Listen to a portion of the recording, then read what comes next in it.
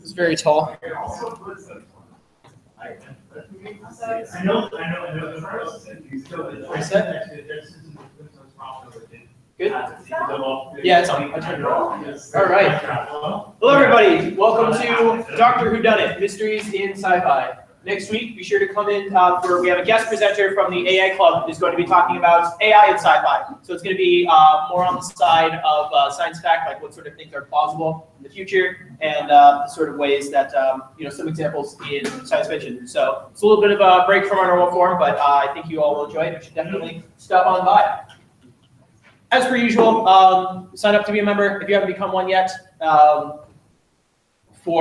If you have a $20 bill on hand, you can get both your membership and a Star t-shirt. Membership comes with all sorts of perks and benefits, discounts on pretty much a lot of the things that you can pay for in Star, along with the ability to pre-order tickets to certain movies that we're going to see, and just a bunch of other cool benefits, like the ID cards that allowed you to scan to sign in instead of having to type all the information manually. It's a very good thing to have. The Star Wars hockey game is this Friday, and we're going to be headed out to that. If you have a costume and you want to come with us, talk to Ava, and we can get you free tickets. I'm Ava. Yes, that is Ava, if you are unaware. Oh, that's me. Okay, so on November 18th, which is a Saturday, we are doing an away mission to the Strong Museum. The Strong Museum of Play is a really fun museum in Rochester. They have a huge video game archive. They have a ton of pinball machines. They have a itty bitty mini Wegmans. They also have a huge superhero area with like stuff and one of those photo ops where you can like crawl on the floor and there's a city on its side and you take a picture and it's like, whoa, I climbed up a wall, but you did not. But we are going to that, and it is in Another Galaxy weekend, which means that they are going to have the 501st there, which is this big Star Wars cosplay group. They are very legit and really cool. We also have some of our Star members there who are going to be dressed as sci-fi characters, who are going to be walking around as those characters. So that will be fun. If you would like to go, please sign up to go. I can provide you with the sign-in form. The sign-in form is linked on our website. The sign-in form is linked on our Facebook, and I'm going to post it to the Slack again. So if you would like to sign up, please do. If you would like to go, because we need to match spots in cars to people we have, because it's like 20 minutes away. We're not doing 2 trips. Also, if you carpool there with us, you will get a free ticket into the Strong Museum. All right. Also, we're going to see the Last Jedi movie in the middle of December. We are not pre-selling tickets to this, so you will have to either get those prior or day of on that. But we are still running our carpool, the regular carpool rules that we always do, 7 p.m. At the Regal Henrietta. We're meeting at 5:30 in the SAU lobby, Friday night movies. Really quickly, just a committee blast. Book club is still going on. They're pretty much done with Warbo's. They're going to start a new book really soon. So now's a fantastic time to hop in if you've been kind of on the fence considering it. They are looking for book recommendations. So if you have one that you really want to read, go talk to Alex, and you can get that up in motion.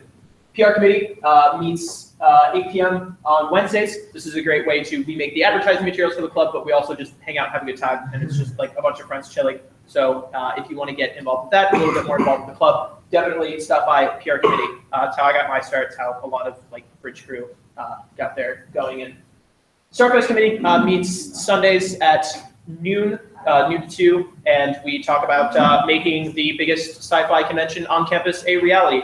We still need a couple more hands on that, so if you want to help out, definitely come to that and provide us with those hands. There's all sorts of different subcommittees and whatnot, so any aspect that you'd be potentially interested in, you can just focus on that. You don't have to do things that you don't particularly care about. Webmaster Committee gets you a little bit of web development experience, or you can put your skills, your intermediate or advanced skills, to the test in a practical, like real-world setting. Looks great on a resume. Meets the first and third Sunday of every month. So we already met, or they already met this previous Sunday, so it's not this oncoming one, but the one after that. These are the t-shirts, the aforementioned $20 deal t-shirts. So for $10, you get both a membership and a t-shirt. They look really nice. Is anybody wearing theirs today? Zachary is wearing his star shirt. So is Logan. Look at this, double trouble. Now someone owes someone else a soda, I'm pretty sure. Speaking of sodas, if you are thirsty and have $1, we can sell you one of those sodas. Oh boy. Also, we have PowerPoint karaoke is coming up very soon, and we need some slideshows for other people to present. So put something together on just like a silly, wacky topic that you want to see somebody struggle to improv, or if you are a person who enjoys struggling to improv, just come onto the meeting and present someone else's silly, wacky PowerPoint presentation. But we need those actual presentations. So you can submit those to star@rat.edu. You can, if you have someone in mind particular that you want to present the PowerPoint, you can designate that. Or if you just want it to go to anyone in the club, you can do that as well. All the ways you can stay in contact with us outside of this room. We have our website, we have the Twitter, there's the YouTube channel, Facebook group, and also our Slack is a great place to go and talk about all of the different sci-fi things that keep up to date on the latest news, along with the sorts of things that Star is out doing. We'll hand it over to Alex. Can I have the clicker? No, it's mine.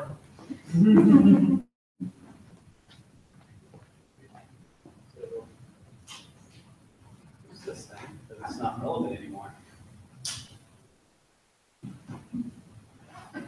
Let's open up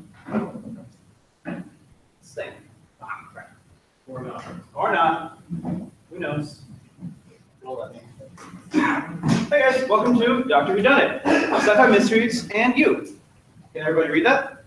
Yeah. All right. So I'm going to start off with a huge spoiler warning for Gravity Falls, X-Files, Ace Attorney, Batman, and Scooby-Doo. This is all in order of which the spoilers are coming. I know that a lot of you, enjoy alphabetical lists, but can you be more specific? We're going to be going more into the elements that make them mysteries, and sometimes we're going to have to talk about certain plot points. We're not going to go into the ending of Gravity Falls. We're going to talk about what makes it a good show through the use of mysteries. Okay, yes. There's 2 versions of X-Files, many versions of Batman, many versions of Scooby-Doo, and 6 Ace Attorney games. Scooby-Doo, we're going to spoil the whole thing. Because we need to go, not saying much. Because we need to go through almost every iteration to talk about what makes it sci-fi and what doesn't make it sci-fi, what works about its mystery elements, and so on and so forth. And yeah. How much are you spoiling? Dual Destiny. I'm spoiling Dual Destiny because that's the most science fiction-y of them all. Okay. You're going to give a warning that guess that, right? Yes. Okay, good. Before each slide, I will give a warning. All right, so we're going to start off with first talking about Mysteries in You. A good story that makes you go, aha, that is the plot twist. Is that what you all say? No. Can I give an example of what you guys say? I say, bullshit.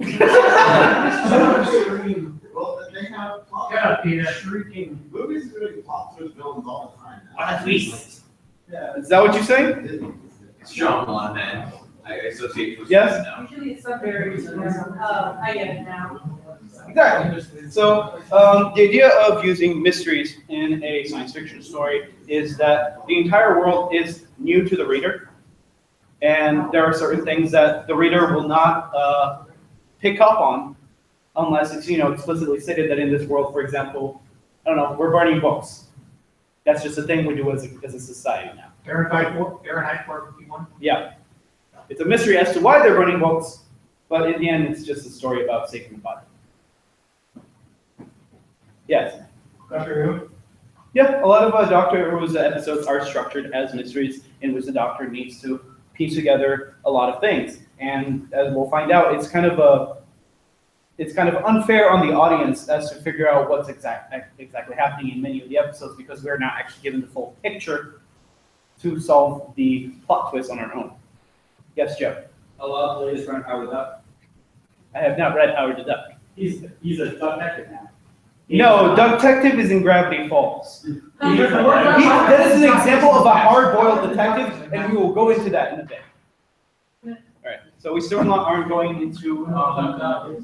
So there are like 3 overarching types of classic whodunit stories. You've got the fair play, where you yourself, as the reader or audience of a show, have as much, if not more, information than the protagonist to solve the plot twist on your own. Plot twist, and be like, ah, I knew that, or as Claire said, aha, I get it now, and so on and so forth. And then we have clueless mysteries, where your details are kept from you in an attempt to make the plot twist more, I don't know, surprising. And as you can see, Cameron, you got to shout now. Metal Gear. There you go. Metal Gear, a lot of the time, details are explicitly kept from the player so that they can figure it out as the story decides to deal them out. And finally, we have the reverse whodunit. Protagonists who don't know what the audience knows. We get to see the behind the scenes of the villains. We get to see what the protagonist is always doing, and it's very likely that the protagonist will never know most of the things that the villains were doing behind the scenes. Yes. Would you still put Columbo in the reverse whodunit category? Which one? Columbo? I think so. Yeah. The main aspect of it is we get to see both sides of the story in a way that the detective or main protagonist does not get to see it at all. They can only piece together what he has seen. So if for some reason he suddenly knows something that he shouldn't know, that's a bad story and you should stop reading it. Okay.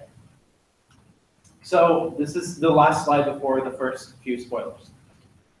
Within those types, we have the mystery subgenres, which go into what type of protagonist you have. You have your amateur sleuths, and yes, this is Sherlock Holmes in the 22nd century. You're not reading that wrong. It is an actual show that ran for a full season. I don't know who okayed this, but it exists, and now we have Cyborg Watson. It's still better than Sherlock. Still better than Sherlock. So we start off with amateur sleuths. Amateur sleuths are non-official investigators that walk around and try to piece together a mystery. We have the original Scooby-Doo for this. You could actually consider Conan Doyle's old Sherlock Holmes stories to be about an amateur sleuth, and so on. And then we have what most people consider the great detective, because he suddenly knows how to piece together every single piece of evidence in a way that no reader would piece it together. From there, we also have the hard-boiled detective, shows where the protagonist is somebody with the police. You could say that the protagonist of Blade Runner 2049 is a hard-boiled detective in what he has to do. You can say that it's typically like the really gruff, really experienced detective who looks down at the world and goes like, "Yeah, that's a piece of shit." And then you've got your normal police procedurals like CSI and Person of Interest and other things like that. So you guys are probably wondering why paranormal investigation of all things is on this list. So a lot of shows that take mystery into account, along with science fiction, also like to delve in between fantasy and science fiction. If you guys has anybody here seen Warehouse 13? Even Zach have? And typically the idea is of bridging the containment of certain artifacts that were created through paranormal means with technology. To the point where they also start making their own technology based off of paranormal artifacts that they find.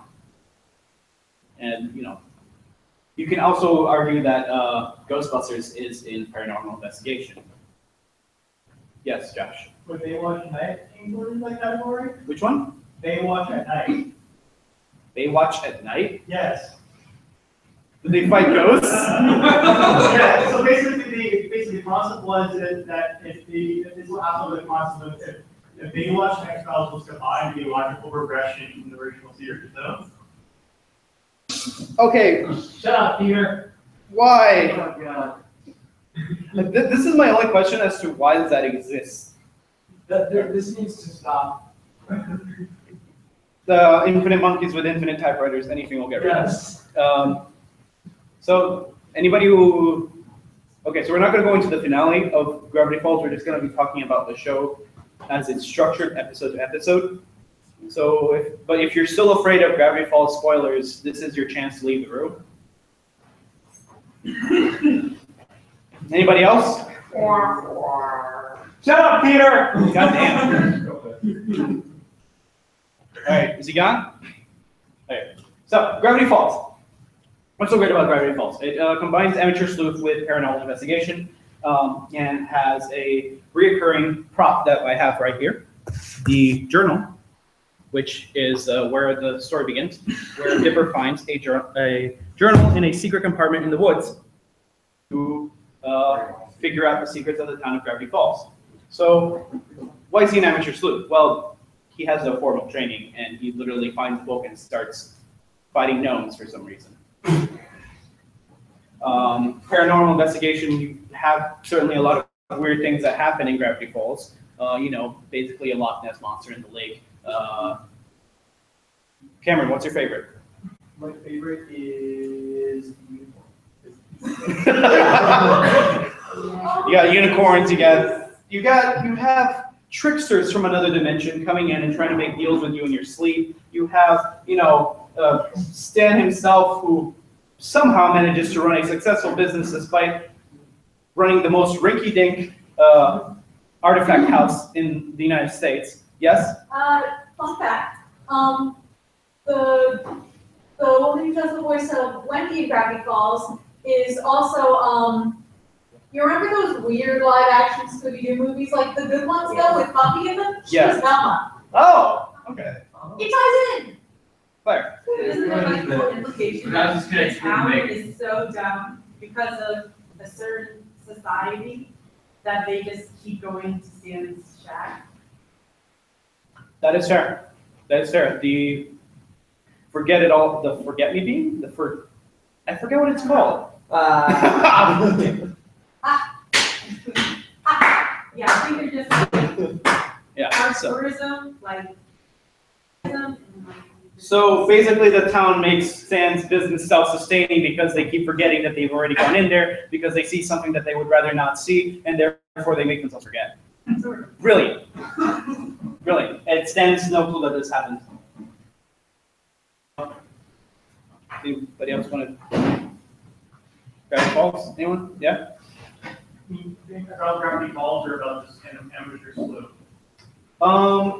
Well, okay, so Gravity Falls is essentially a regular fair play whodunit story. Some episodes get to be a reverse, but most of the time you only see things to be as Dipper and his sister. The idea here is that the story never tries anything too outrageous to become something of an unfair whodunit, which keeps you clueless about certain details. It most of the time gives you what you need to figure out the twist at the end. Except for maybe the Loch Ness monster. That one was a real twist.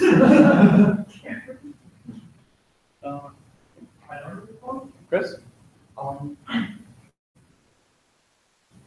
Was disappointed in the finale because it took over time the series explained more and more about how the town works, and I think that was part of what I was really interested in this show because of. If that makes sense. Yeah. So So fun fact, Alex Hirsch started putting ciphers into, not just Bill Cipher, but also at regular coded words and codes into the episodes to see if the fans would catch on to it. There is one episode where Dipper and Mabel are running through a carnival, and the key to the cipher shows up very briefly on objects they run past. And he was actually really worried that no one would be able to decode his message at the end of the episode because it was too fast. Twitter 10 minutes after the episode, and they had already figured out the entire message. I could tell from the letter count what it was. Yeah. So what's really gratifying about the show is that there isn't just plot details that you need to pay attention to, but also a lot of little Easter eggs here and there that you can pay attention to like get a feel for what's coming next, such as the ending card messages that Alex Hirsch puts in.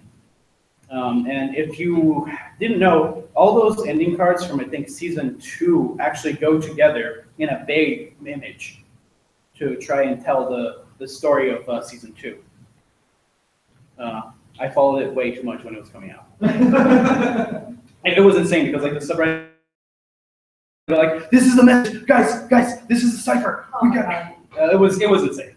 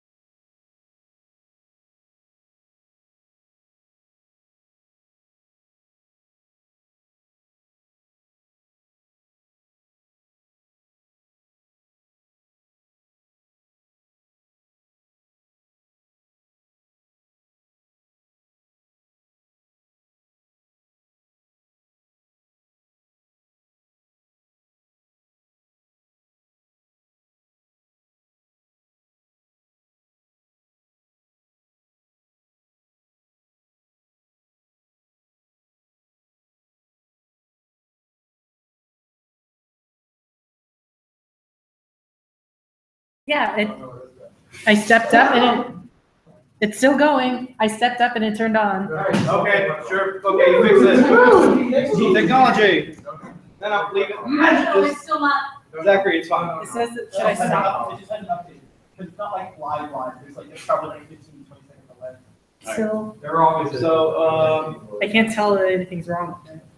Looks fine. so who here has watched Again. all of the X-Files? Okay, yeah, I didn't expect anybody to have watched all of the X-Files because that is what, like 10 seasons of it gets pretty bad. I mean, once they actually replace Mulder and Scully, it gets kind of, no, they don't officially replace them, but they like go away for a season or two. Scully does. Kinda. And then, yeah. So the basic premise of the show is that you have this hard-boiled detective, even though he's kind of kooky in the head, going through the FBI's the X-Files. The X-Files are cases that are too crazy that have been reported to the FBI that they cannot get a handle on. So Fox Mulder is an agent who is very talented and decides to go down to the X-Files because he lost his sister when he was a kid. And then insanity ensues as he tries to make sense of all of the X-Files and essentially becomes a conspiracy theorist from within the government. Does anyone here have a crazy conspiracy theory they'd like to share? Yes? There are 2 moons. What's your evidence? I've got some evidence. Sometimes I look up during the day and I see a moon. Yes, Zach. Okay, so in the arcade, the arcade version of Donkey Kong, Mario has like somewhat equal proportions and a normal-looking nose. But when we saw him in Super Mario 64, he very clearly had an unusual proportion nose and just weird proportions overall. And in Super Mario Odyssey, we see that Mario can possess anyone with his cap, and that person just gets his mustache, but it's otherwise the same person. So when Mario moved from the Metro Kingdom, where Pauline is in Super Mario Odyssey, that's basically New York City, where he grew up, to the Mushroom Kingdom, he realized people of Mushroom Kingdom aren't used to people with like normal human proportions. So he found a random guy with a big nose, threw his cap on the guy's head. That guy grew his mustache. The guy we've been playing as for all these years in Mushroom Kingdom isn't actually Mario. Further evidence, his hair doesn't match his mustache and hasn't for years. Yeah, okay. I regret asking about conspiracy theories. No more conspiracy theories. We've had enough tinfoil hats passed around. Wake up, people! All right. Let's move on to, yes, Captain? Have you ever heard the X-Files theme song in major instead of in minor? No. It is unsettlingly pleasant. So what you're saying is we need to listen to that once the mission's over. Yes. All right. So. That's not unsettling. So the main draw of this show comes as Mulder, the conspiracy theorist, has a foil, Scully, the straight woman. She's so cool. She's really cool. She's the normal person who's the skeptic who, well, you can consider them as the skeptic of the episode in any given episode, but most of the time it's Scully who tries to bring down the cases down to earth. Meanwhile, Mulder usually has some kind of wacky theories, such as, vampires living in trailer parks, or it's a Wendigo that you're chasing, or, a lot of the time they're both shown to be right on whether something is normal or something is paranormal. You can see paranormal investigation rears its head again, as I talked about earlier. This show delves really closely in between science fiction and science fantasy, like the aforementioned vampire episode, where it takes the lore of vampires and suddenly gives them fake plastic teeth so that they can actually try to draw blood from humans. Which vampire? There's several vampire episodes, and I don't know why. But that one was funny because suddenly the entire trailer park was gone when Mulder woke up. All right, so up next we have, just double checking here, Batman. Who here, mine's, oh wait. Yeah, there's a lot of different ways. We're just gonna talk about, how he's basically been every type and subgenre of mysteries ever. Because he's Batman. Does anybody mind that? We might talk a little bit about the Court of Owls. All right. So Batman. Should we go get the people who left? I'll go get Kristen. Yeah. Tell him it's Batman before he comes back. He's everything. He's literally everything. He's done paranormal. He's done. He's been a hard-boiled detective. He's been the amateur sleuth, the great detective. He's literally called the greatest detective of the DC universe. He's the one you gotta call it to solve it. Exactly. Just because he's Batman. Also because he has, $1 billion and he can just pay for whatever forensic gadget he wants at the moment. Yes. Can we just officially rename him the world's most violent billionaire? That is true. No, that's Bill Gates. What do you mean, Bill Gates? Oh, you don't know. Bill No. Gates is horrendously violent. Explain. My computer update all through the start. Be violent. Okay. That's not his fault. Okay, that's not his fault. But, all right, so has anybody here read The Court of Owls? All right, what did you think of that arc? Pretty good? I'm just a little bit confused as to why Batman, the world's greatest detective, didn't know that there was a secret society underneath his city for so many years. The world's greatest detective. He figured it out at age 8, but got there at the wrong time, so it looked like they didn't exist, and convinced himself of that for the next 20 plus years. Is that actually a plot point? That's actually a plot Oh point. my god. Okay. What? Added after 20 times to then insert something. But even if you do a new continuity in a story, you still have to go back and explain how come for all of Batman's adult years he didn't try to, find them or find any clue of them. Like the entire purpose of the Court of Owls is to like slowly manipulate Gotham towards their own ends. And if that's so true, then there should be some evidence that Batman can latch onto to figure out the Court of Owls. Yes. So what Gotham tried to explain is that the reason why Gotham was so peaceful before, Batman became Batman was because of the Court of Owls. So Gotham becoming more peaceful would have ended the Court of Owls coming back, but it didn't. It still stayed violent. That's why I never saw it coming. I guess kind of stupid, but I know. As far as I know, he convinced himself they didn't exist because he successfully figured out one of their hideouts when he was 8 years old, but got there at the wrong time, so they had already left because they were still adults, so they were able to outpace him. And then he convinced himself from age 8 onwards that they didn't exist, to the point where even though there's evidence that he goes out, no, they don't exist. I figured it out when I was 8 years old. And then they break into his house and he realizes they do exist. wow, what a trip. I mean, it's the idea that it's too obvious that it can't create real. I mean, I guess that works. I should probably read it next. But yeah, there's a lot of great moments with Batman in like the animated series where he manages to figure out, the villain's next few plans just from the laundry list that they have of stuff they've stolen already. It's out pretty well into what Batman's trying to do. Anybody here have a favorite Batman story where he basically just attacks the shit out of people? This is kind of a movie, but Mask of the Phantasm? Mask of the Phantasm? Oh, yeah. please do not spoil that one piece of that ending yet. I don't think you can spoil that and just say it was Batman and the Titan story. Is the next generation Batman count? Wait, what? Next Batman Generation? Beyond? Yeah, Batman Beyond. Oh, okay. I thought you were talking about Star Trek The Next Generation had Batman on it at some point. I was really confused as to when that crossover happened. That would be awesome. Batman Beyond was just literally Batman the Next Generation. Yeah. It's called Batman.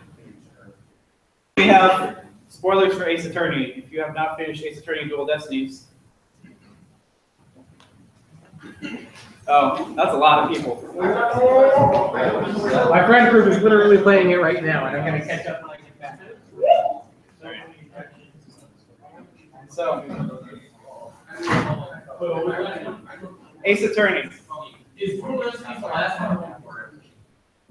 No, the one before it. I think because like a new one's coming out now. There's one more. Okay, yeah, that's the last one. This is the last one. No, there's nothing about the great Ace Attorney. I haven't played it. I'm waiting for a good fan translation. So Is Dual Destinies is it Blackwell or is it the Blackwell. Okay. Everyone okay with Blackwell? Yes. Okay. So if you've played any of the Ace Attorney games, you'll know that the first case usually starts with a reverse whodunit, where they literally show you what happened. Every single case after that is a fair play whodunit. The first case usually serves as just an introduction to the gameplay elements that traverse throughout the game. And typically it works out that you are playing in the shoes of Phoenix Wright, and you are the amateur sleuth going through crime scenes and finding evidence. It's not very apparent in the Ace Attorney universe who is actually supposed to do the investigations for attorneys, as we only see Phoenix's law firm doing it on their own. Yes? Such a screwed up law system that basically that the chiefs are incompetent. And it's based off the point of the kind of system or case. The point of the kind of base system or case there. It sounds like a big novel or something like that. But it's really interesting. Yeah. The mysteries are always really interesting, but always it's really silly how something is right. They happen this specific kind of way, just so you have to go down this rabbit hole to actually figure it out. Yeah. If you've played any of the games before Dual Destinies, you'll know that usually the fourth case gets pretty crazy with like a ton of details that you just sort of have to go, aha, this red pen links back to the teapot that was introduced in the first chapter. That was like the clay molding artist on a statue that was and even there, and just how was it even there? Yeah. Were they there 5 years ago somehow? What? Yeah, so this game especially has a huge science fiction presence. One of the characters that's introduced, Athena, has a little robot companion on her necklace that helps her track the emotions of the witness that's on the stand, and tries to make sure that testimony fits the emotion in a certain way. At the same time, the last case is resolved by talking to a robot and trying to interpret what it saw 20 years ago. That was an interesting case, but yeah. And so, yeah, all the games are like near future. I think the first game actually takes place this year. Yeah, the first game takes place more or less this year. I think 6 years ago in game, there was supposed to be like, no, never mind. I'm thinking of the DS. Technically, the first game had around our tech, which had like 90 so. Yeah, I don't know why, but you know, exactly.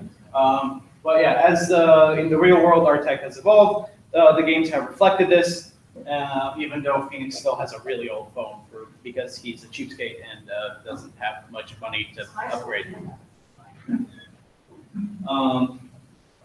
Yeah. So call everybody back. We're gonna go into. So we're going to go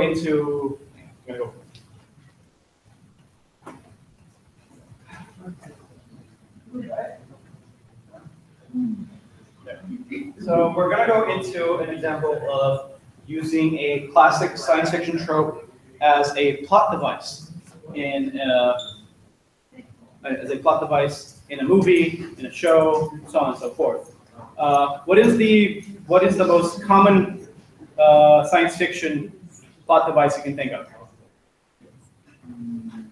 Time travel. Who doesn't think of time travel when they're talking about science fiction? It's a little empty there, but that's fine. So if you haven't seen it, all of these three, this Stargate Universe has one episode which deals with timelines where the entire crew dies. Does anybody here mind Stargate Universe spoilers? All right. So using time travel as a plot device in Stargate Universe worked out to the effect that the show accepts that in two timelines, the entire crew of the Destiny died because they got ice from a planet that they didn't know about, and the ice was full of a frozen virus that killed all of them. It takes, in the Stargate lore, it is established that if a Stargate is activated near a sun that is going supernova, it messes with the physics of the gate to the point where it can bend backwards in time. So the entire episode runs off of the premise that you can't send your memories back, but you can send, a tape back in time to try to warn yourself of the consequences of not dealing with the problems appropriately. It does this in a very interesting way where it cuts off after the second timeline realizes that they're screwed and that they must also pass the buck to the next timeline to save themselves. The next episode starts with just a few mentions of, if we hadn't found that footage, we would have all died. To me, this is a good use of, mystery, because you see with the crew what happened to the previous timeline. As they find out that, people were growing sick, that as they reach this new planet where they found the footage, there are aliens that are hunting them because they're, indigenous to the planet. And that they eventually figure out that the aliens themselves are the cure to the virus due to something in their saliva that also works as an anesthetic. Now let's talk about how time travel was used badly in a mystery and just as a setup for the third act, which shouldn't exist technically. So has anybody here watched Deja Vu with Denzel Washington? Anybody mind spoilers for it? My God, it's terrible. Okay, so. Alright, so the movie starts off with a terrorist attack having happened on a New York ferry, New York City ferry. And it blew up, a lot of people died, a lot of people in the hospitals, and this guy is called in to investigate. And suddenly the FBI is there, and he has to be included in the investigation, and he's taken to a facility which is currently looking at footage of the past that they acquired through, security cameras on the streets and things like that. But for some reason, all of this footage seems to be centered around this one woman. The crux of the movie comes when he grabs a laser pointer, points it at a lamp in the screen, and then all of the power on the block goes out when he points it at the screen in the footage.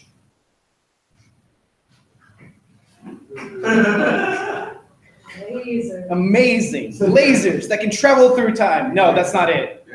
They actually have somehow opened a window into 2 or 3 days in the past, which they can watch the past through and figure out what led to the terrorist attack happening. But for some reason, I don't remember why, but there was an actual plot point as to why it was centered around just the woman, that they couldn't watch the terrorist who did the attack. I think it was because they didn't know his identity, they only knew her identity, and they wanted to his identity. What? I don't even know she did. Because I think her body was found dead at the scene, and right next to the explosives. So the entire time you're going okay, that's pretty wacky, but still acceptable. Yes, Chris. Is that how street lamps work? I've never tried to put a lens. I don't know. Let's see. Let's do this all. If you point a laser pointer in an airplane, don't do it. So then he goes. So then we find out we can actually send notes to the past via this very convenient tube somewhere in the base that they can just put a paper note and then send it to the past. Who made this building? Who made this movie? I don't know. Wait, it's just a tube to the past. There's just a tube. You can put stuff in it and send it to the past, like 2 or 3 days. That's okay, it. But does the third tube to the past movie go to the Wild West? No. How does that very much have happened in hell is space? I don't know. So they go and they conclude, okay, this is the guy who caused the terrorist attack. But we never figured out how the protagonist's prints were in the terrorist's house in the first place. This is an actual detail that they talk about in the beginning of the movie, and then you suddenly realize that tube is big enough for a man. What? They stick Denzel Washington in the tube to go back into the past to stop the terrorist plot. What?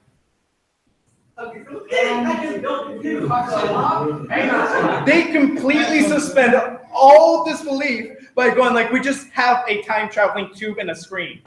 Wow, the new Mario game sounds wild. Yeah. I think I remember seeing this, and wasn't it technically a problem because the past through living tissue, so he came through a note on his chest that basically said, I need a defibrillator. Yes. Okay. He dies, and then just has a note on his chest that says, I need a defibrillator. So he comes back to the past dead, and they have to resuscitate him. So his plan basically stops when his heart does. Yes, John. Still better time travel than Kingdom Hearts. Oh my God, yes, it is. Oh my God. So let's go back to a good example of using time travel as a plot device. Source Code with Jake Gyllenhaal. Does anybody here mind spoilers? Never heard of it. No. All right. Source Code with Jake Gyllenhaal starts off with a terrorist attack happening. But it starts off with Jake Gyllenhaal on a train, and then a terrorist attack happens. He dies. He wakes up in a virtual reality world where they tell him he has failed his mission to figure out what happened in the terrorist attack. At this point, we are introduced to the fact that Jake Gyllenhaal can be put into the bodies of people who were at the incident at the time. To put him in a teacher's body that is, more or less near where the explosion happened, and the entire movie's premise is based around him looping several times to try and figure out every detail of what happened. From who did this to how they did it, it's a whodunit story. It's a whodunit story. Yes. But Pryo, what about the gigantic romantic subplot that takes over everything for no reason? Yes, Chris. Well, I mean, Which Assassin's Creed game is this? No, That also has a romantic subplot. other people's histories, not his ancestors' history.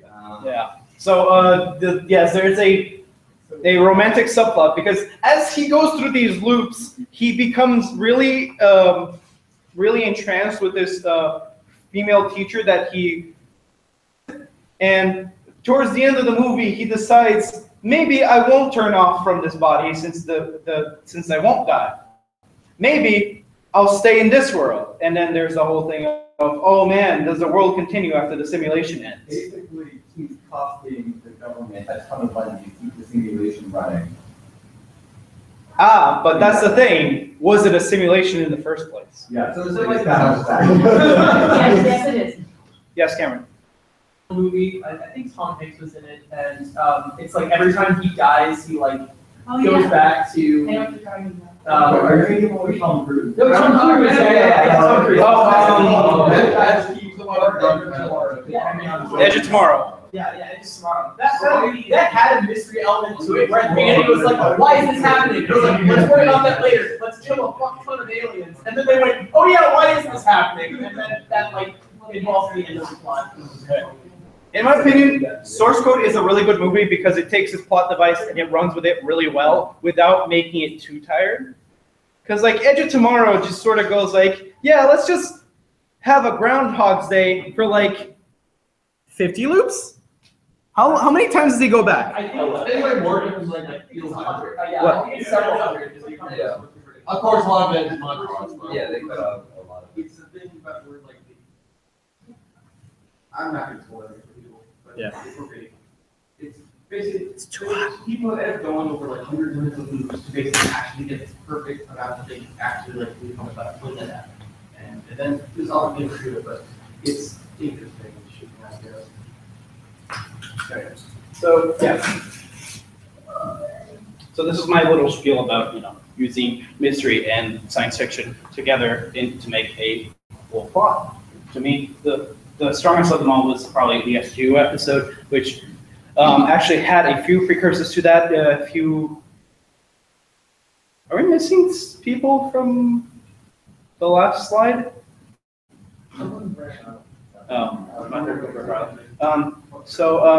If you will ever watch Stargate SG-1, I promise you one of your favorite episodes will be one where in a Groundhog's Day loop where he has to do the same thing. He has to remember ancient writing, and he hates linguistics, and he ends up golfing through the Stargate, which is really funny. All right, Scooby-Doo. Does anybody want Scooby-Doo? No. No? All right, so this is a long one. That's because it is a long one, and like Batman, it's been a little bit of everything in our list so far. So at its start, it was about a group of kids going around solving mysteries and helping people out. They were amateur sleuths. The idea was that we have a really low budget and we can draw people in masks, and that's really low budget too. So we can make most of our money and produce a show.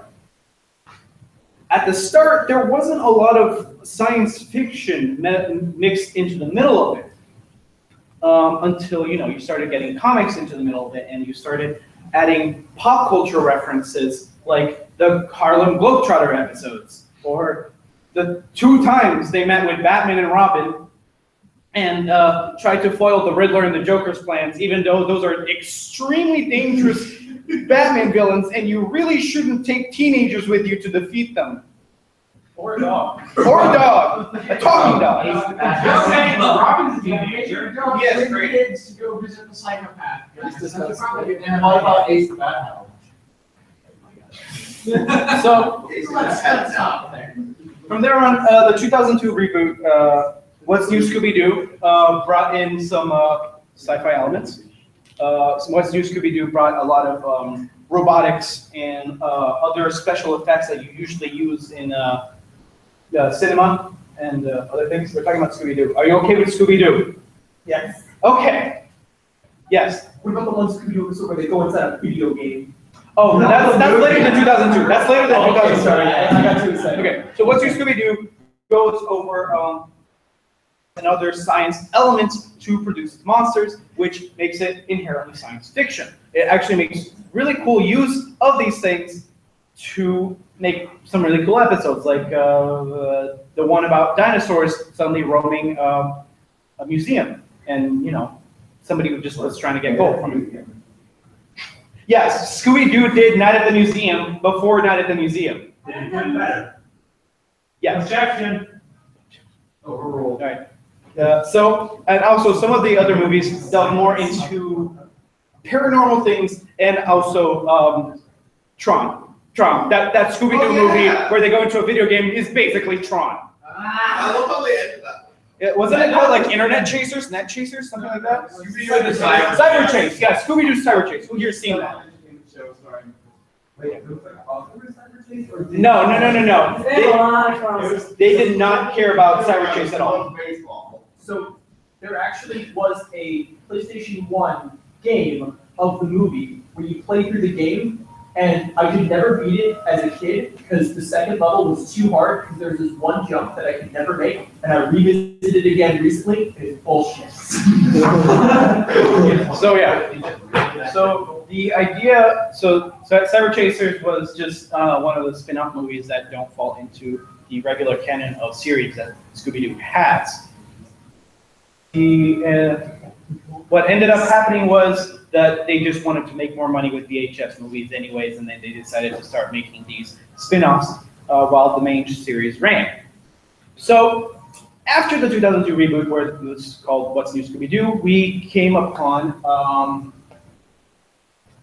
the Scooby and Shaggy spin-off, which I am completely blanking out on the name of. Yes, Shaggy and Scooby-Doo Get a Clue, where they inherit a mansion from their uncle or grandpa. I don't remember what, but that uncle or grandpa has gone missing. They inherited.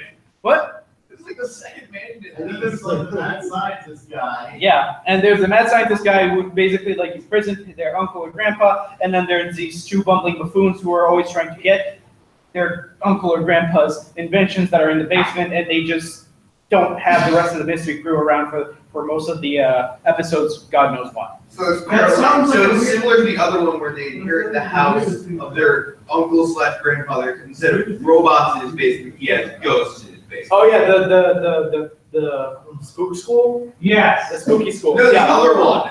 Yeah, no, there's two. There's this mansion with the high-tech stuff, which is where we go into science fiction, and then there's the other mansion with ghosts in it and skeletons, and that's the paranormal activities. Like, this show has, okay, look, the entirety of the Scooby-Doo franchise has been most of what mysteries are about entirely, yes. Is that the one where they're supposed to like teach at this school and all the students, it's like a girls' school and they're all like cute little monster girls? Yes. I freaking love that movie. Yeah, that movie's really good. I think there's at least one of them mentioned. Yeah, for some reason Shaggy and Scooby inherit a lot of mansions, yeah. Yeah, a lot of mansions. John?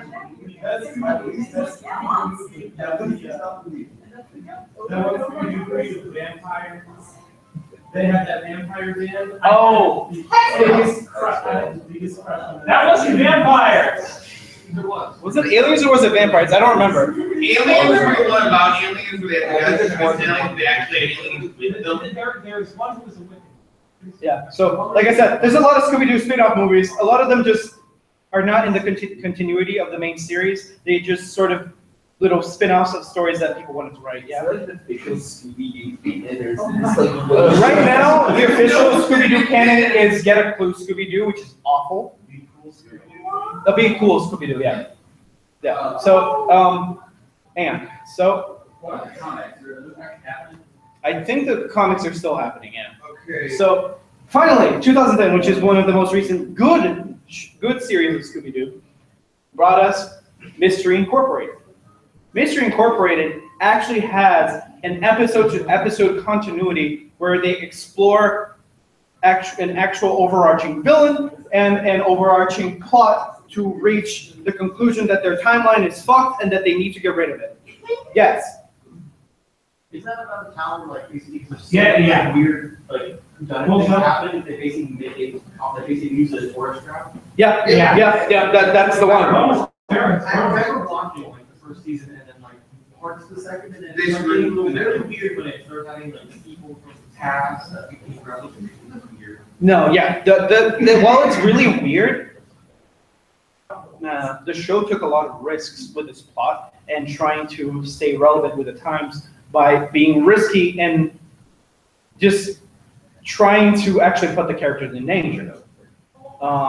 First, also, it is probably one of the most violent Scooby-Doo reboots of all time, mainly because Scooby himself has guns that he shoots people with. I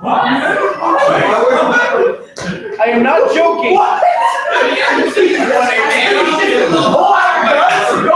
You are rude! Okay, guys. Guys, okay.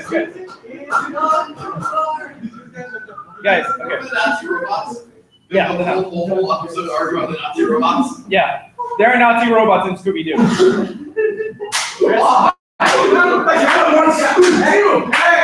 And you shoot a ghost. You stab. What's the point? There are no ghosts. Are there ghosts in this one? I don't remember. Yeah, there was one ghost. There was one ghost. Yeah. Scooby just shoots people? No, Nazi robots. He shoots Nazi robots. It's okay. Oh, Scooby just does it once. It's not like a recurring thing. No, it's not a recurring thing. Pulls out a gun. He's just wearing. Okay. Guys. Okay. I'll explain it real quick. So he's wearing a mech suit, basically, and that mech suit has guns. Okay. And the Nazi robots were going to shoot Shaggy, who is also in a mech suit. So then Scooby jumps onto the shoulders of Shaggy, and then Shaggy starts spinning as Scooby shoots the Nazi robots. What? Yes, that's all I have. Okay. I'm not sure this as a gift. I remember that one time Scooby had like a dream that was like crossover with some other Hanna-Barbera. There were actual regular crossovers though, because Dynamite and Falcon were a plot point. Okay, first let's go with you. Okay, I checked it out. Scooby-Doo, Shaggy and Scooby have owned no less than 4 mansions, starting out with the first version of Scooby-Doo, literally the first series. Also that toddler Scooby-Doo series? Yes. Yeah, Scooby-Doo. This show has literally been everything and anything. So Scooby and Shaggy literally own that mansion, 5 different mansions.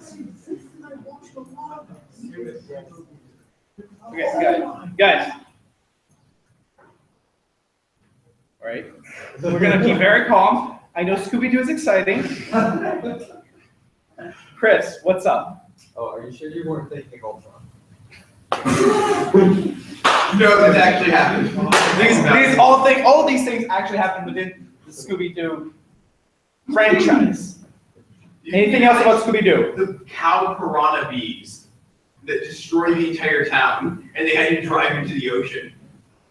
That was a thing? That happened! I'm sorry, I was The evil parrot, the evil genius parrot, used the resource of his former owner's company to make a genetic combination of cows, piranhas, and bees. Is that what the show started? That's the middle of the second season. He unleashes them upon the town, and they literally devour the whole thing. Wow. Yeah. I didn't actually get that far. They solved the problem by kidnapping the queen bee and dropping it into the ocean. All right. Claire. Remember when there was a movie and then the twist turned out to be it was Scrappy-Doo? Yeah. Isn't that the live action? Yeah. We don't talk about the live action Scooby-Doo movie here. Oh no, it's so much It is not. It's like bad. I watched that movie entirely. Yeah. What's up, Noah? So I just remember there's an episode of Scooby-Doo where like Shaggy falls in love with this like weird 70s girl, and it Oh turns my out she's an God. alien. Yes. Oh, that's a full movie. I remember. That's an entire feature film. Okay. So you guys probably have a lot of Scooby-Doo episodes in your heads that you think were hay fever dreams. They all happen. This is just like a blast to the past, like all over again. First, Ava. Okay. So in the live action Scooby-Doo movies, did you ever wonder why Daphne does a ridiculous amount of martial arts? Because she's Buffy. Yeah! Oh. John. All right. I'm gonna regret this, aren't I? I have to imagine Okay. I have to imagine this now. So, at one point, it was the gangs, and they were about to get crushed by a boulder. Oh no! No! I can't see this. I can't see this. Okay, so what John's talking about is the Scooby-Doo crossover with WWE, where John Cena shows up and saves the crew from a giant boulder as his theme song plays. You can't see him save them from the boulder. That's only the first crossover. The second one was also them racing in cars. But the cars were driven by WWE superstars. Yes, Matt. I think it's also notable that Surf's Up 2, for whatever reason, the Penguin characters were also WWE characters. This is real. Oh my god! So it seems that Scooby-Doo has a huge history with the Harlem Globetrotters, and now that they're less relevant, Scooby-Doo is starting to have a huge history with the WWE.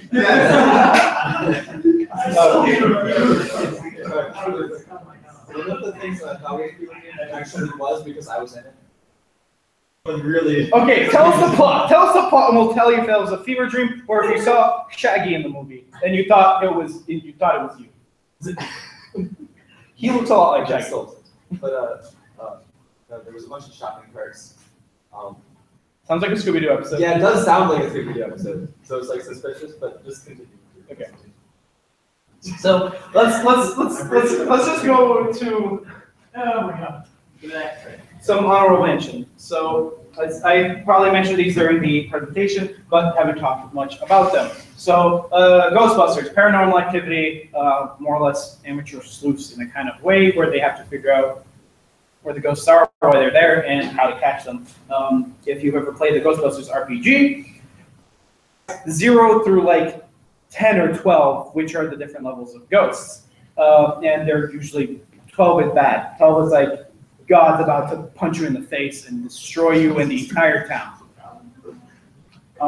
Person of Interest happens to be a sort of police procedural. It starts off as a police procedural and turns into a huge overarching story about why super artificial intelligences that watch over us are a bad idea.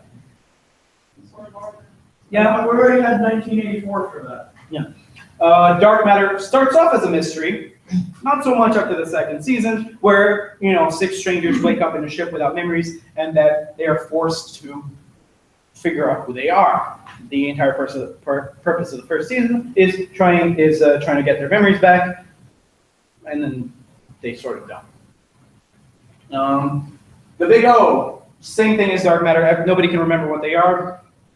Certain people. This is basically Batman in a Gotham where nobody remembers jack shit. This is how I describe the Big O. I heard it actually had some Batman animated series animated. Yeah, it did. And it's purposely written to be like weird. Yeah, it's supposed to be weird, and the idea is basically a Batman, except that he has a mech for some reason, who is supposed to solve mysteries in this giant town where nobody remembers who they were and are all trying to remember. Yeah. Blade Runner 2049, he's a hard-boiled detective trying to find replicants, and if you haven't watched the movie, I will stop right there because it is a good movie in my opinion. Yes, Noah, I see your face and how you're judging me right now. And then we have Inspector Gadget, which is usually just silly mysteries about what's the claw to this week. Also, Kennedy does most of the hard work, while Gadget's constantly. Exactly. And finally, we have Star Trek Team G. If you have an episode where the Romulans hijack Geordi's visor, that is a perfect example of a reverse whodunit, where we see, I know, I'll call you in a bit, where the Romulans hijack Geordi LaForge's visor to try and get video feed from the Enterprise to spy on the Federation. We know this as an audience, but the protagonists know nothing about it. They have no clue, and it ends up in a huge search for a spy within the Enterprise. Does anybody else have any honorable mentions? You first. What about Spy Kids? Spy. Okay. Are you talking about the three girls? That's totally Spies. Spy Kids. Alex, have you never seen Spy Kids? Oh, Spy Kids! I blocked it out of my head because I thought it was a hay fever dream. That's about right, though. Okay, guys, calm down. All right. It's Spike. I don't think Spy Kids was much of a mystery. It was not. It wasn't a mystery at all. What? It's a mystery how and why it happened. One, they had money. Step two, they had cameras. All right. Ava? No, you got nothing? You? I'm sorry, do you know EIJ? No. It's an anime set in a futuristic society, and the main character is a detective whose partner is a robot. And they solve a bunch of mysteries and solve a bunch of evil plots. And there's a running joke about how the budget is tight, so he only gets to have one exploding bullet for his mission. Isn't that more like a joke of the constraints of animation? No, it actually happens. All right. What's your name? Dan. Dan. Or Dan. Go on. So sort of going back to time travel, there's that episode of it's lots of Star Trek time travel episodes, but specifically mysteries in Star Trek Voyager. Yeah. Where it's like the guy sends 7 of 9 back in time to solve why Voyager explodes in the future. Oh God! And she finds out that it was a future version of the guy who sent her back in time. It was really weird. There's like multiple 7 of 9s and one who died. Wait, isn't this the same, like, I remember this, and it's like, doesn't it end up being that, like, this same time temporal officer guy was, like, in the beginning of the show, Yeah. And then he becomes a recurring character throughout some episodes, but then he becomes crazy to the point where he tries to actively sabotage the Voyager. I thought that was a dream. I thought that didn't actually happen. Do you remember that, Noah? In Voyager, the time travel officer? I thought you liked Voyager. I like 2 seasons of Voyager. Okay, this one time, freshman year, Noah and I were freshman roommates. I'm just doing homework, and he just shouts, "Go over it!" They were like, Captain, it would take us like 3.5 years to get around this nebula, and it zooms out, and it's just like this tall. I said the same thing. So what you're saying is you can go up and down in space. Wrath of Khan is the best space movie. This is the only one where they realize there's 3 dimensions in space. John. I'll say we can forget the greatest mystery in all of sci-fi. The leader subplot from Metro Other M. I haven't finished Other M. I haven't played Other M. One day I got this friend to play through the rest of that game. That's without seeing his name. Oh yeah, honorable mentions.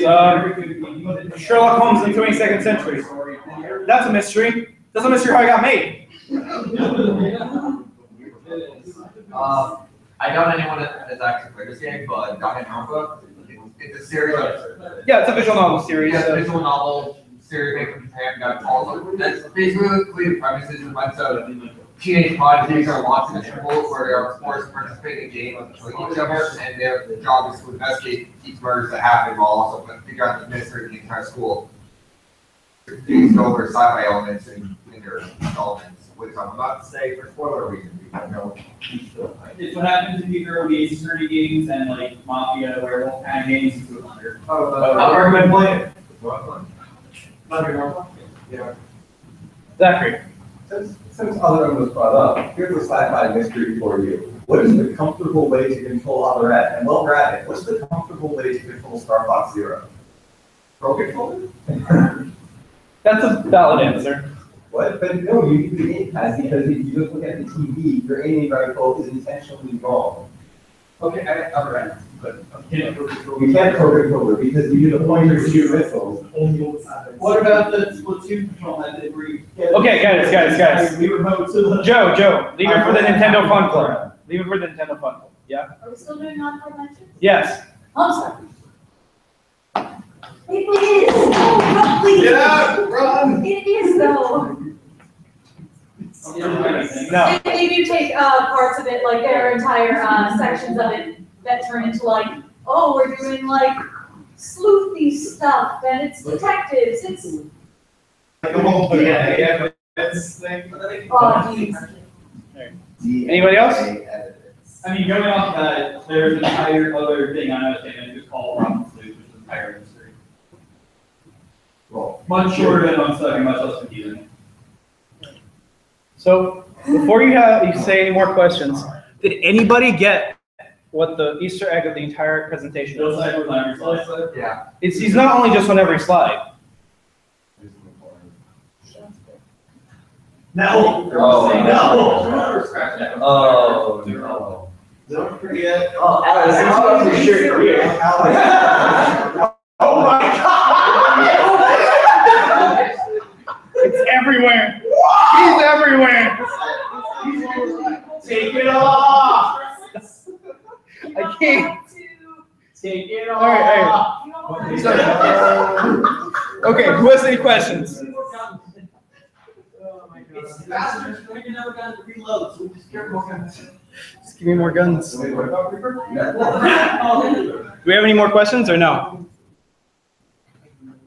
Because this shirt was really warm throughout this entire mission, and god damn, am I glad that that's off. Yes. This entire time. He told me to do it. He said he'd give me $10. And deer teeth? Yeah, he said he'd give me $10 to be a cultist. I mean, to be honest, at this point, in college, that's a valid reason. I mean, like, just wear a shirt, yeah. How do you think I paid for my membership to Star? It's Bill Cipher's money. No. Making deals with an interdimensional demon is way better. I mean, it depends actually how we're scoring. It depends on the Look, all I need to do is fall asleep, and then I make a deal with him. He takes my soul, and I have money. Shouldn't you ask for more then? Maybe. But last time I made a deal, my hand was burned. Okay. I feel like you're going to be all characters. But yeah. Anything? Or can we end? Captain, I believe I am done. Excuse me, Cameron, Yeah. can you give the closing announcements? Yeah. From up there? Okay, sure. Thank you. Oh. All right, everybody, thanks for coming.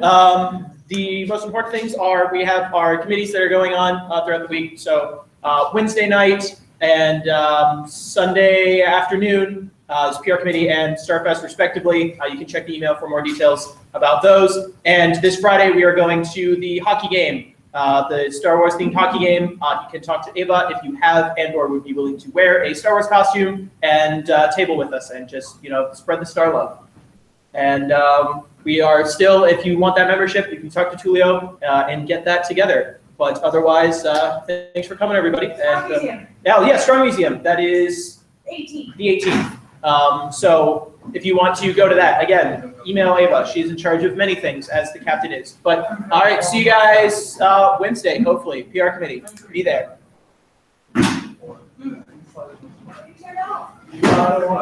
Okay. Yes.